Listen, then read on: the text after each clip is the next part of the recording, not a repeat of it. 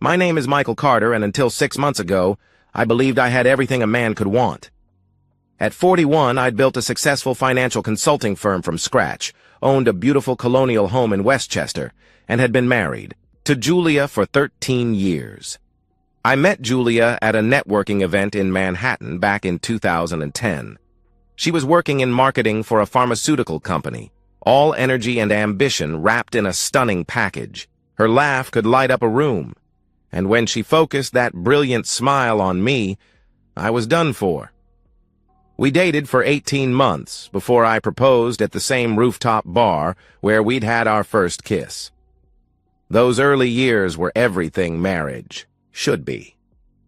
We'd spend Saturdays exploring farmers' markets, Sundays reading the Times in bed with coffee. She'd surprise me with Yankees tickets.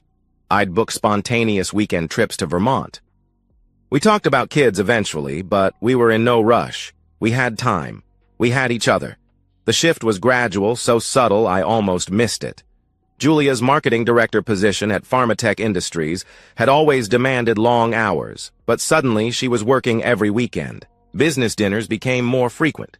The phone that used to sit forgotten on the counter was now permanently attached to her hand, screen tilted away from my view. "Another crisis at work?" I'd ask, whenever she'd slip out to take calls during dinner.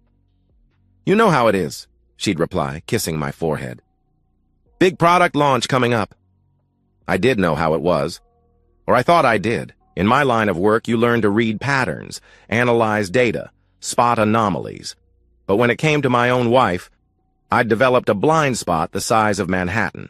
The red flags accumulated like compound interest. The new lingerie that never made, an appearance in our bedroom, the gym membership she never used despite leaving in workout clothes, the way she'd flinch when I'd casually ask about her day, then overcompensate with elaborate stories that didn't quite add up. Still, I told myself, I was being paranoid. This was Julia. My Julia. The woman who'd held my hand through my father's funeral, who'd celebrated with champagne when I'd landed my first major client. We'd built a life together, intertwined our futures so completely that betrayal seemed impossible.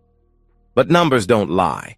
Credit card statements showed charges at restaurants I'd never been to, on days she claimed to be in budget meetings. Hotel charges in the city when she was supposedly at the office until midnight. Gifts purchased that never appeared. The morning everything changed started like any other. Julia was in the shower, her phone buzzing on the nightstand. Usually I'd ignore it, but something made me look. A text preview from Ryan Matthews, her coworker. "Last night was incredible. Can't wait to do it again." My coffee mug slipped from my hand, shattering on the hardwood floor. The sound brought Julia running from the bathroom, towel wrapped around her. "What happened?" she asked, concerned. "Just dropped my mug," I said, surprised at how steady my voice sounded. "I'll clean it up." As I swept up the pieces, I made a decision. I wouldn't confront her. Not yet. In finance, emotional decisions lead to poor outcomes. I needed facts. I needed evidence. I needed a plan. That afternoon, I made an appointment with Thomas Sterling, a private investigator recommended by my lawyer friend. Tom was expensive, discreet, and thorough. Exactly what I needed. "How long do you want surveillance?" he asked, his weathered face showing no judgment. "As long as it takes to know the truth," I replied. 2 weeks. That's all it took for my perfect life to reveal itself as a masterpiece of deception. But I didn't rage. I didn't break. I started planning. Thomas Sterling's office occupied the 3rd floor of a nondescript building in White Plains, the kind of place you'd walk past 100 times without noticing. That was the point. The man himself was equally forgettable. Medium height, medium build, brown hair going gray. The perfect ghost. "Most people want to know if I find something," he said during our second meeting, sliding a coffee across his cluttered desk. "You sure you're ready for whatever this turns up?" "I deal in facts, Mr. Sterling," I answered.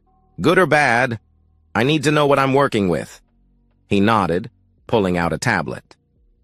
"Your wife maintains a predictable routine. Office by 8:30, lunch at 12:30, usually at her desk, except Tuesdays and Thursdays. My stomach tightened. What happens Tuesdays and Thursdays? I asked. She meets Ryan Matthews at the Marriott downtown, he explained. They've had a standing reservation for the past 4 months. Room 1247. They arrive separately, stay for exactly 90 minutes, leave separately. The words hit like physical blows, but I kept my face neutral. In my business, you never show your hand. Sterling swiped through surveillance photos. Julia entering the hotel, Ryan following 10 minutes later, their hands touching across a restaurant table, her head thrown back in laughter at something he'd said, the casual intimacy of her fingers in his hair. There's more, Sterling said carefully. Audio. I'd authorized it when I'd hired him. Completely legal since Julia's car was in my name. Sterling hit play on his tablet. Julia's voice filled the room. Michael's so predictable. Every Sunday, he makes the same breakfast, reads the same sections of the paper in the same order. It's like being married to a robot. Ryan's laugh followed. Why stay? He asked. Are you kidding? She responded. You know what divorce costs? I put in 13 years. When I finally pull the trigger, I'm taking half of everything. His business, the house, the investments. I earned it, putting up with his boring ass. That's cold, Jules, Ryan replied. That's smart, she countered. Besides, her voice dropped to a purr. I've got you to keep me entertained until then. Sterling paused the recording. There's 3 hours of this, similar content throughout. She discusses divorce strategy, asset division, how to maximize her take. She's been consulting with Janet Morrison, high-end divorce lawyer in the city. I stood, walked to the window. White plains stretched out below, ordinary people living ordinary lives. None of them knowing their world could shatter with a single recording. How long has it been going on? I asked. Based on credit card records and phone data, I'd estimate 8 months minimum. Possibly longer, he answered. 8 months. 240 days of deception. There's a pattern to their communication, Sterling continued. Burner phones for explicit texts, but they get sloppy on their regular phones. Code words. Working. Late means meeting at the hotel. Client dinner means they're at his apartment. His apartment? I questioned. Ryan Matthews maintains a studio in Tribeca, he confirmed. Cash lease, not in his name, but I traced it through utility records. They spend weekends there when you're traveling for business. Every quarterly trip to review our Chicago accounts. She'd always complained about being lonely when I was gone. I need everything, I said firmly. Every photo, every recording, every document. Build me a case that's airtight. You planning to use this in divorce proceedings? Sterling inquired. I'm planning to use this to protect myself, I replied. She wants to take everything I've built? She mentioned strategy? Fine, let's see who's better at playing the long game. Sterling gathered his files. I'll have a comprehensive report by week's end. Physical evidence, digital trails, timeline documentation. What about ongoing surveillance? Continue for another week, I instructed. I want to know everyone she talks to about this. Her lawyer, her friends, anyone who might be advising her. That evening I sat in my home office, staring at spreadsheets that might as well have been hieroglyphics. Julia was downstairs making dinner, humming off-key like she always did. The domestic sounds that once comforted me now felt like mockery. My phone buzzed. Another update from Sterling. Screenshots of texts between Julia and her sister. How much longer are you going to keep this up? Her sister had texted. Until the timing's right, Julia had responded. Michael's about to close a huge deal with Steinberg Holdings. Once that goes through and the bonus hits, I file. What about Ryan? Her sister asked. What about him? Julia replied. He's fun, but he's not exactly marriage material. This is about securing my future. I closed my phone, opened my laptop, and began researching. Asset protection, offshore accounts, legal ways to shield wealth during divorce proceedings. Julia thought she was playing chess while I was playing checkers. She had no idea I'd already started moving pieces she didn't even know were on the board. Sterling's investigation also uncovered something unexpected: Ryan's weakness. "Your wife's boyfriend has a problem," Sterling informed me during a follow-up meeting. "Gambling. He's in deep with some unpleasant people, about $200,000 deep." "How does he afford that on a pharmaceutical sales salary?" I asked. "He doesn't," Sterling answered. "He's been embezzling. Small amounts from expense accounts, kickbacks from vendors. Your wife doesn't know." A plan formed in my mind. "Can you prove the embezzlement?" I questioned. "With the right documentation, yes," he confirmed. "Get it," I ordered. 3 weeks after that first meeting with Sterling, I sat across from David Walter, managing partner at Walter, Watts & Associates. David wasn't just a lawyer, he was a surgeon who operated on marriages, cutting them apart while protecting his clients' vital organs, their assets. "Based on what you've shown me," David said, adjusting his rimless glasses, "you have grounds for an at-fault divorce. Adultery, alienation of affection, arguably fraud given her stated intentions." "I don't want to file yet," I told him. His eyebrows rose slightly. "Most men in your position want to serve papers immediately. Most men in my position act on emotion," I explained. "I'm approaching this like a hostile takeover. You don't announce your intentions until you've already won." David smiled, the expression of a shark recognizing another predator. "What did you have in mind?" he asked. I slid a folder across his mahogany desk. Phase 1. Asset protection. "I want everything moved, restructured, or shielded, legally." He flipped through my financial statements. "Your joint accounts," he began, "will maintain normal balances and activity," I interrupted. "I'm not stupid. But my business accounts, my investment portfolio, the properties held by my LLC, those need to be restructured." "You're talking about moving significant assets," he pointed out. "That could be seen as hiding marital property." "Not hiding. Protecting," I corrected. "My business has international clients. It makes sense to establish offshore accounts for foreign transactions. The real estate holdings? I'm restructuring for tax purposes, completely legitimate, especially with the new regulations." David made notes on his legal pad. "And phase 2? He inquired. "Information warfare," I answered. "Julia's been consulting with Janet Morrison. I want to know their strategy before they do." "I can't spy on opposing counsel," he warned. "I'm not asking you to," I replied. "But Morrison's paralegal just applied for a position at your firm. Might be worth an interview." His smile widened. "You've done your homework." "I'm a financial consultant," I said. "Research is what I do." Over the next hour, we mapped out a strategy that would make Sun Tzu proud. Every move Julia might make, we had a counter. Every asset she thought she could claim, we had a legal shield. "What about the house?" David asked. "Technically owned by my LLC, not jointly," I explained. "She's listed as a resident, not an owner." "She'll argue that it's marital property regardless," he cautioned. "Let her argue," I said. "By the time she realizes what's happening, the LLC will have sold it to another shell company I control. She'll be fighting for something that no longer exists."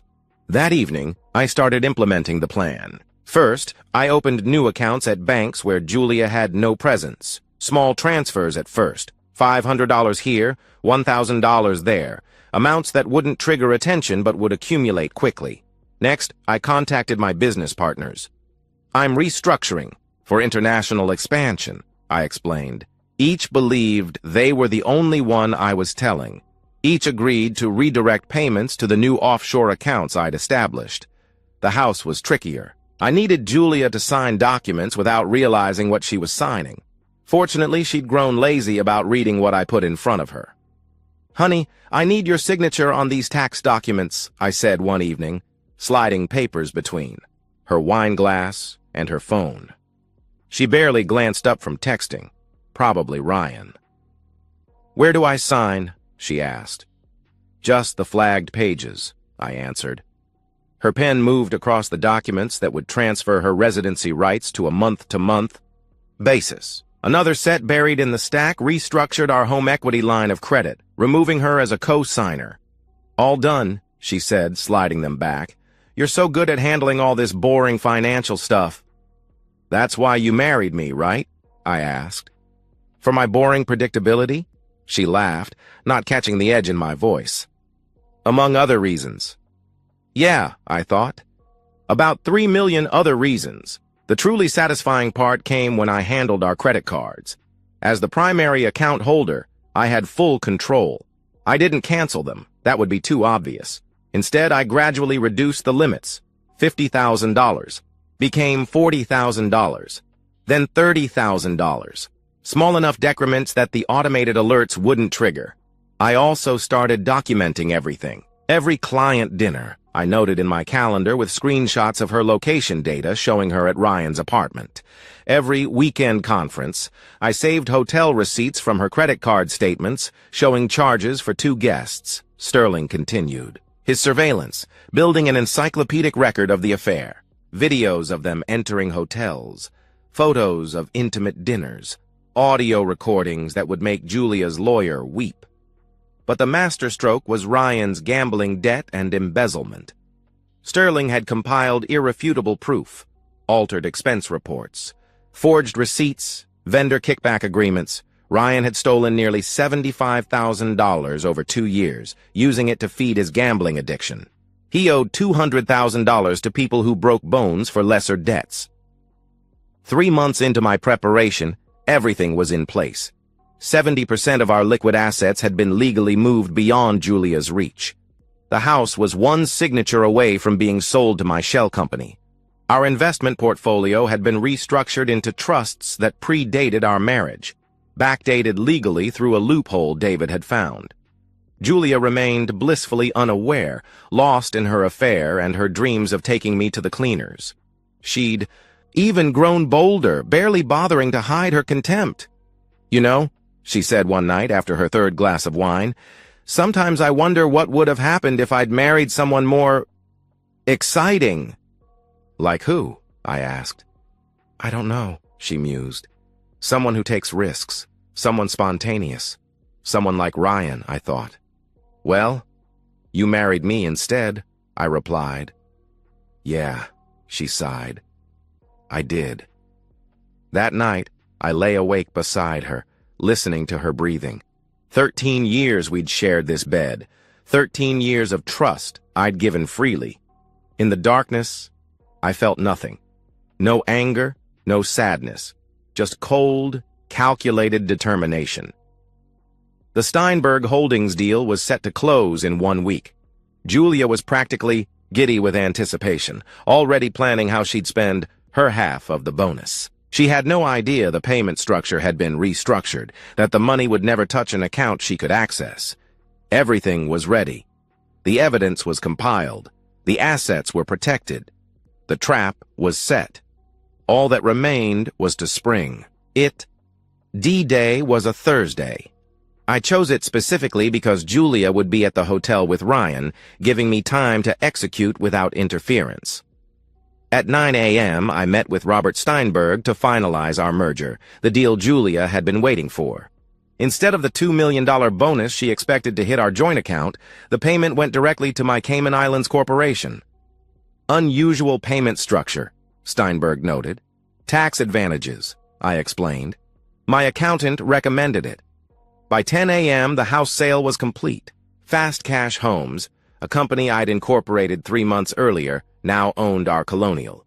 The beauty was that the sale wouldn't show up in public records for 30 days, long after Julia would need that information. At 11 a.m., I walked into Chase. Bank with a cashier's check for $400,000. The contents of our joint savings liquidated that morning. Closing the account, Mr. Carter? The manager asked. Investment opportunity, I replied. Time sensitive. By noon, every joint credit card had been canceled. Not frozen, canceled. Julia would find out the moment she tried to pay for her hotel room with Ryan. At 12:30 p.m., while Julia was presumably in the throes of passion at the Marriott, I sat in David Walter's office as he prepared the divorce papers. But these weren't ordinary papers. You're sure about this? David asked. Once we file, there's no going back.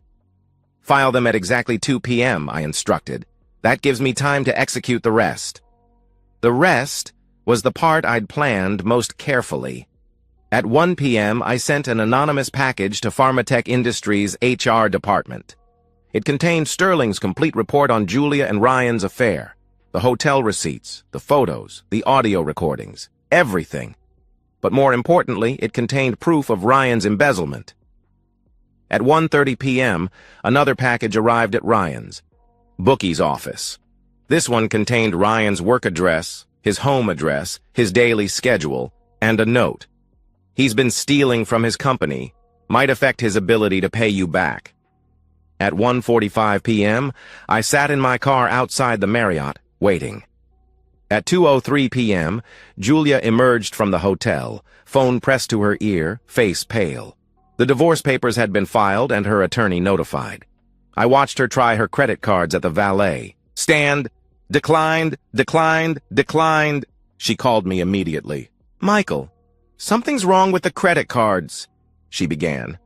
They're canceled, I stated. Silence. Then, what? She asked. Check your email, I told her. David Walter sent you something. I watched her fumble with her phone, saw the moment. She opened the divorce filing. Her face went from pale to white. Michael, we need to talk, she pleaded. We're past talking, I interrupted. You might want to call your attorney. Oh, and Julia, you should probably warn Ryan that HR wants to see both of you tomorrow morning. What did you do? She demanded. What did I do? I repeated. I protected myself from someone who's been f***ing another man while planning to rob me blind. The question is, what are you going to do now? She was crying now, mascara running. Where are you? She asked. Watching you, I answered. She spun around, scanning the street until she spotted my car. She ran toward me, but I pulled away before she could reach the door. 23 times.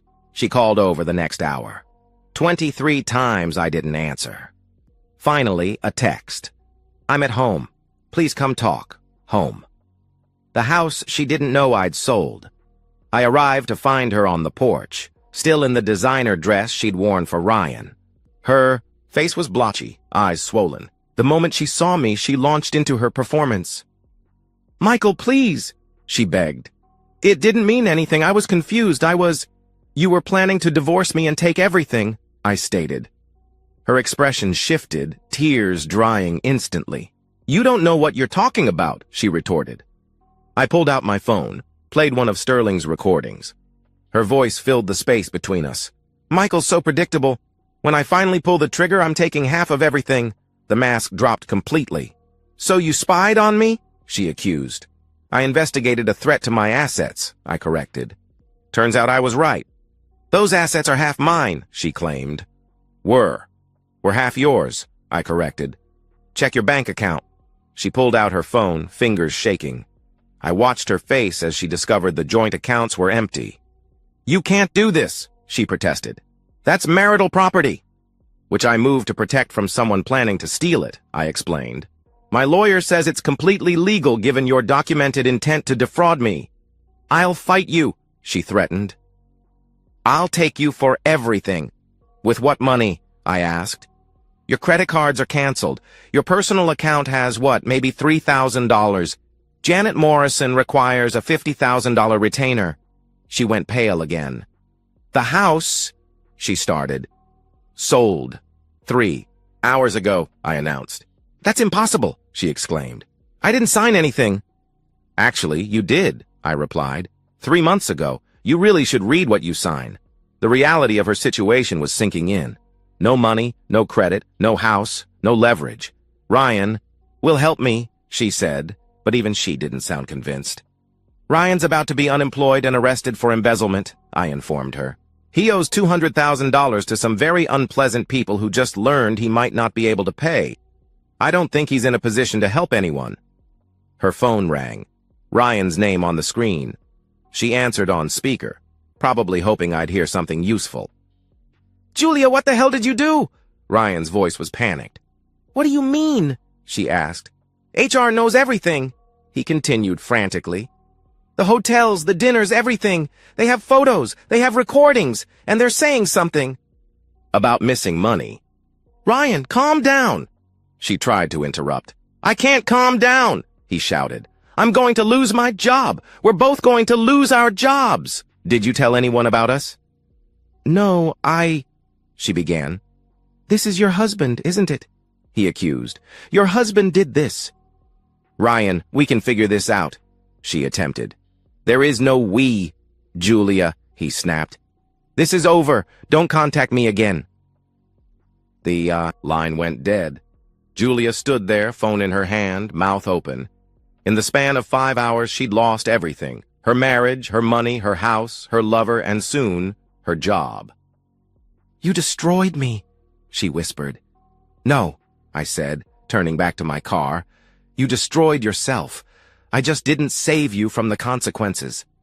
As I drove away, I felt the first stirrings of something I hadn't expected. Not satisfaction, not revenge, but simple relief. The months of deception were over. The careful planning had paid off. Julia would face the consequences of her choices, and I would rebuild my life without her shadow hanging over it. The next 3 days were a symphony of destruction. Each movement perfectly timed. Friday morning, 8:47 a.m., Julia walked into Pharmatech Industries for what would be the last time. Sterling was there, sitting in his car in the visitor's lot, documenting everything. She went in confident, he reported via text. Came out in tears 40 minutes later with a banker's box. Human resources had been thorough.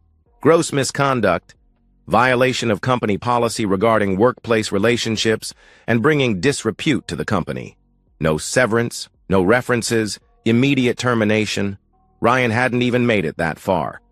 Security had escorted him out Thursday evening after the embezzlement evidence surfaced. Criminal charges were pending. Saturday brought a new wave of humiliation. Julia's friends, the same ones who'd covered for her affair, suddenly went silent. Social media told the story. She'd been removed from their private groups, unfriended, unfollowed. The sisterhood that had enabled her betrayal abandoned her the moment she became a liability. Her best friend, Monica, actually called me. Michael, I just wanted to say I had no idea she was planning what she was planning, she explained. If I'd known about the money thing... You knew about the affair, though, I pointed out. Silence. Then, I thought it was just a fling. I didn't think she'd actually... She started. Destroy our marriage? Try to rob me? Ruin lives? I finished. She hung up without another word.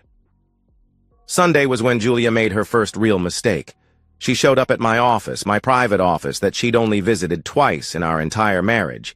I was working, preparing for Monday's client meetings, when she walked in using the spare key I'd forgotten she had.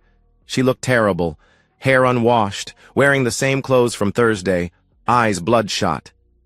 We need to talk, she said.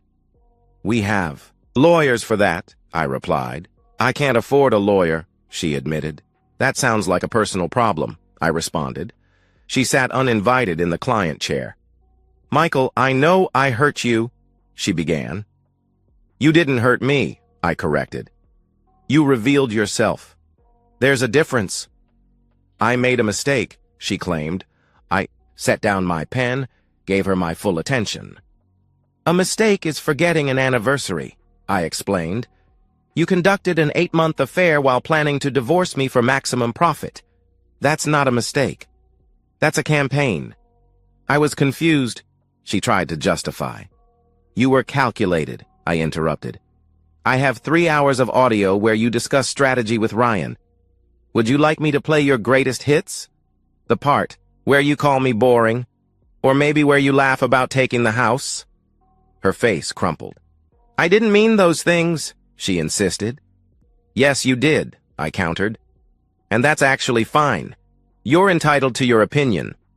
What you're not entitled to is my money, my house, or my sympathy. I have nothing, Michael, she pleaded. Nothing. You have what you earned, I told her, which, coincidentally, is nothing. My parents, she started. Know everything, I interrupted. I sent them Sterling's report yesterday. She went white. "You didn't," she whispered. "I did," I confirmed. "Your father called me last night. He was disappointed. Your mother didn't say anything. I think she was crying too hard." This broke her. The tears came hard and fast, her body shaking with sobs. For a moment, just a moment, I felt something. A ghost of the love I'd once had for this woman. Then I remembered the recordings, the mockery, the calculated cruelty of her betrayal. "There's something else," I said. "Ryan's in the hospital." She looked up, tears stopping instantly. "What?" she asked. "Apparently his creditors weren't happy about his sudden unemployment," I explained. "They found him Friday night.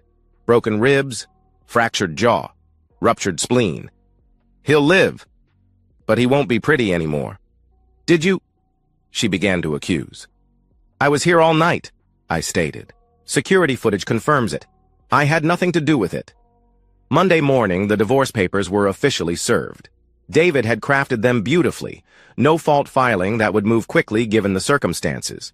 Julia would get exactly what she was entitled to under law: her personal belongings, her car, still making payments, and her retirement account, barely 5 figures. Everything else was either protected by prenuptial agreements she'd signed without reading or had been legitimately moved beyond reach. She tried one last gambit, showing up at the house Monday evening with her parents. I was ready for them. Her father, Robert, was a good man. Old school, worked his whole life as a plumber, built his business from nothing. Her mother, Diane, was a kindergarten teacher. Salt of the earth people who'd raised a daughter they know. "Longer recognized, Michael," Robert said. "We need to discuss this situation." "Of course. Come in," I replied. I led them to the dining room, the same table where Julia and I had shared countless meals. I'd already laid out the evidence: photos, bank records, transcripts, everything organized chronologically, painting a clear picture. Robert picked up a photo of Julia entering the hotel. His jaw tightened. Diane read a transcript of Julia mocking our marriage, tears rolling down her cheeks. "We didn't raise her to be this way," Diane whispered. "I know," I acknowledged. Robert looked at his daughter. "Is any of this fabricated?" he asked. Julia couldn't meet his eyes. "No," she admitted. "You were going to steal from him?" Robert questioned. "After cheating?" "It's not stealing," Julia protested. "I was entitled—" "To what?" Robert's voice rose. "To destroy a good man because you were bored? To throw away a marriage for some excitement?" "You don't understand," she started. "I understand perfectly," he interrupted. "You're not the woman we raised. The daughter we raised had integrity." He stood, helped Diane to her feet. "Michael, I'm sorry," he said. "For everything. This isn't your fault," I assured him. "She's our daughter," he replied. "That makes it our responsibility." He looked at Julia. "You can come home, but you'll earn your keep. You'll work in the office, answering phones, minimum wage. You want to rebuild your life? You'll do it honestly." "Dad," she began. "That's the offer," he stated firmly. "Take it or find somewhere else." They left her there in my dining room. Technically not my dining room anymore, but she didn't know that. The new owners would take possession in 2 weeks. Julia looked at me, defeated. "You win," she said. "No," I corrected. "I survived. There's a difference." She gathered her things, the small box of possessions I'd packed for her, and walked to the door. She paused, turned back. "Did you ever love me?" she asked. "Completely," I answered. "Which is why this betrayal required such a complete response." "I did love you, you know," she said. "In the beginning." "I know," I replied. "That almost makes it worse." She left then, and I knew it would be the last time she'd stand in this house. The last time we'd speak without lawyers between us. Tuesday brought more fallout. Julia's attorney, Janet Morrison, filed a motion to contest the asset transfers. David Walter called me, amused. "She's claiming fraud and illegal asset hiding," he reported. "And?" I asked. "The judge reviewed our documentation," he explained. "Every transfer was legal, every restructuring above board. Motion denied. Morrison actually withdrew from the case afterward. Apparently, your ex-wife's retainer check bounced. Wednesday, Sterling called with an update on Ryan. He's been formally charged with embezzlement, he informed me. Pharmatech is pressing full charges. He's looking at 3 to 5 years minimum. Also, his creditors visited him again in the hospital. He's agreed to a payment plan that will take most of his income for the next decade. And Julia? I inquired. Living with her parents, he answered. Started working at her father's company yesterday. She's also been blacklisted from every major pharmaceutical company in the tri-state area. That HR report went viral in the industry. Thursday, exactly 1 week after D-Day, the divorce was finalized. New York's expedited process for uncontested divorces with clear evidence of adultery had worked in my favor. Julia hadn't contested anything. She couldn't afford to. The financial summary was stark. Julia's settlement. Her 2018 Honda Civic, still $12,000 owed. Her 401k, $47,000, her personal belongings. My assets, the business, $2.8 million valuation. The house, sold to my shell company for $750,000. Offshore accounts, $1.2 million. Investment portfolio, $600,000. Total protected, $535 million total lost to Julia, $47,000. Friday afternoon, I met with Steinberg to discuss the next phase of our business partnership. I heard about your divorce, he said carefully. I hope it wasn't too costly. I protected what mattered, I replied. Good, he responded, because Goldman Sachs is interested in acquiring our merged companies. The initial offer is $40 million. My share would be approximately $12 million after taxes. Money Julia would have been entitled to half of had she waited just 2 more weeks before her affair was discovered. That evening, I stood in my empty house. Empty because I'd already moved my important possessions to a storage unit. The new owners, a young couple from Connecticut, would take possession Monday. They had no idea they were buying from Fast Cash Homes, which was actually me. My phone buzzed. A text from an unknown number. I opened it to find a message from Julia. I know you won't respond, but I wanted you to know I'm getting help. Therapy. AA, working on myself. I'm sorry for everything. You deserved better. I deleted it without responding. Another text. This one from Sterling. Thought you should know. Ryan Matthews attempted suicide in the hospital. He survived, but barely. He's on psychiatric hold. I felt nothing. Not satisfaction, not guilt, nothing. They'd both authored their own destructions. I'd simply declined to be a casualty in their story. The coffee shop on Madison Avenue was new, one of those places that charges $8 for a latte and calls it artisanal. I was reading the Journal, enjoying a rare Saturday morning off when I saw him, Ryan Matthews, or what was left of him. His face had healed wrong. The broken jaw left his profile asymmetrical, his once perfect smile now crooked. He walked with a permanent limp. He saw me before I could look away, then surprisingly walked over. Mind if I sit? He asked. I gestured. To the empty chair. Up close, the damage was worse. Scar tissue covered his knuckles. His left eye drooped slightly. I wanted to apologize, he said. No, you want absolution, I corrected. There's a difference. Maybe, he admitted. But I am sorry. It's worth exactly nothing, I replied. Like Julia's divorce settlement, he flinched. How is she? He asked. Living with her parents, I answered. Working reception at her father's plumbing company. Last I heard, she was dating some guy from her AA group. We sat in silence while his coffee arrived. I lost everything, he said. You stole from your company and loved another man's wife, I stated. Consequences follow actions. She really was going to take you for everything, he revealed. Had spreadsheets calculating down to the penny what she could get. I know, I replied. For what it's worth, you won, he said. Completely. No, I just didn't lose, I corrected. He limped away, a broken man. 2 hours later, I met David Walter for lunch. Goldman Sachs deal closed yesterday, he reported. $12 million after taxes as projected. Good, I responded. You know Julia hired 3 different lawyers after Morrison? He mentioned. Each quit when they saw the evidence. That afternoon, I closed on a new penthouse downtown. The realtor, an attractive brunette named Sarah, handed me the keys with a warm smile. "Congratulations, Mr. Carter," she said. "It's a beautiful space for a new beginning." "That's the plan," I replied. "The divorce must have been difficult," she observed. "The marriage was difficult," I corrected. "The divorce was just paperwork." She laughed. "Hey, if you need help settling in or want recommendations for the neighborhood," she offered. "Maybe coffee next week?" I suggested. "I'd like that," she answered. A week later, walking through Central Park, I saw them, Julia and Ryan sitting on opposite ends of the same bench near the reservoir.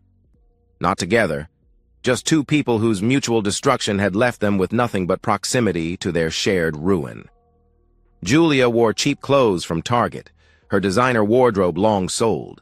Her hair, once perfectly styled, was pulled back in a simple ponytail. Ryan wore a janitor's uniform, probably the only job he could get with a felony conviction pending. They didn't speak to each other, didn't even acknowledge each other's presence, just sat there, feeding pigeons with stale bread. I stood there, for a moment, letting them see me in my tailored suit, heading to another $1 million meeting. Then I turned and walked away without acknowledging either of them. That night, over dinner with Sarah, she asked about my marriage. "What went wrong?" she inquired.